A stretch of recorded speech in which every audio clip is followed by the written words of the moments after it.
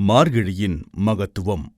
ஆண்டாள் நாச்சியார் மார்கழித் திங்கள் மதிநிறைந்த நன்னாளால் நீராடப் போதுவீர் போதுமினோ நேரிழையீர் என்றும், மாணிக்கவாசக நாயனார் திருவெம்பாவையில் போற்றியாம் மார்கழி நீர் ஆடலோர் எம்பாவாய் என்றும் அதிகாலை வழிபாடு மகத்துவம் பற்றி பாடியுள்ளார்கள்.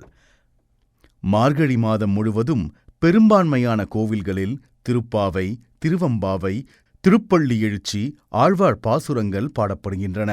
மார்கழியில் அதிகாலையில் எழுந்து நடக்கும்போது இயற்கை காற்றை சுவாசிப்பதால் மனிதர்களுக்கு ஏற்படும் பல்வேறு நோய்களும் குணமாகும் என்று முன்னோர்கள் அறிந்து கொண்டனர்.